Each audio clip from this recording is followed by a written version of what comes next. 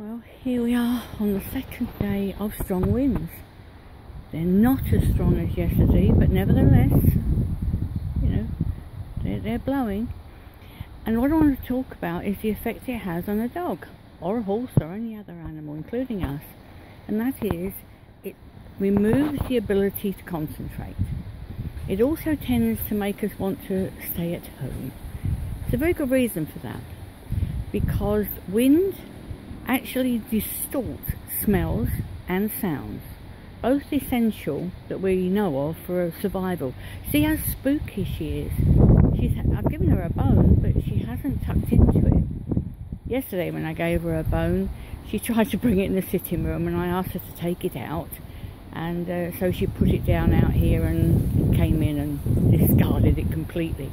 But you can see her ears are back. She's not angry, she's just listening, trying to listen in all directions at once and decide which way the problem's coming from. If you look at her expression, it's typical, it's priceless, and it's telling you all what you need to know, which is never try to train them or work with them in the wind. Same with a horse, don't bother, because they cannot concentrate. The other thing, which is going to shock and horror a lot of people, you ready for this, is on a rainy day, avoid taking them for a walk, because here's something you're not going to believe: dogs don't go for a walk ever.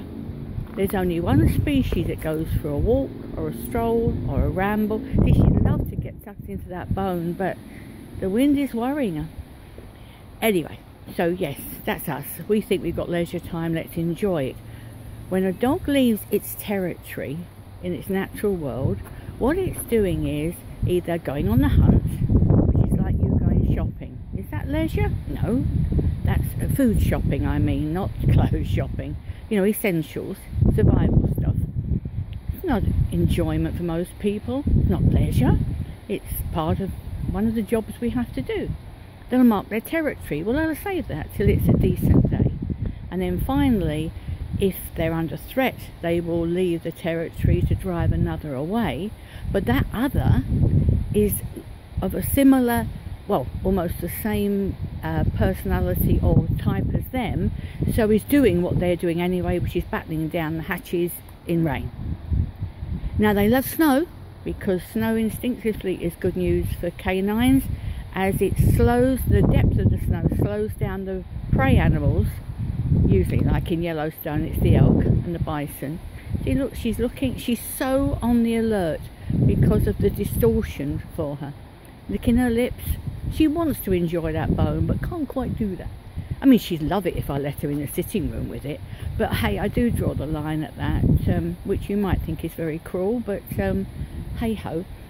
So if you've taught your dog to go out in the rain, then it's only something you believe, and they're actually wrong. And I don't know about you, but I don't enjoy going out in the rain, because, you know, it comes into your eyes. That's why they don't try and hunt, because you can't see when you've got rain pouring in your eyes. You know, so please think carefully about the natural instincts of your dog, and if you work with them, you get a much happier relationship, because they do see you as a bit of a twit if you insist on going out when it's raining. I must admit, I do too. It also throws a problem for those countries that are saying dogs must be walked 3 times a day, irrespective of rain. Honey certainly doesn't get 3 walks a day for many reasons. A, she doesn't enjoy going out in public, and B, I twisted my knee way back in November and have finally been told that I've got a tear somewhere in the knee, and I've got to have keyhole surgery, and walking any distance, I promise you, is very, very painful for me. So here she is, reacting to wind quite naturally, and just remember, they cannot concentrate on anything other than surviving.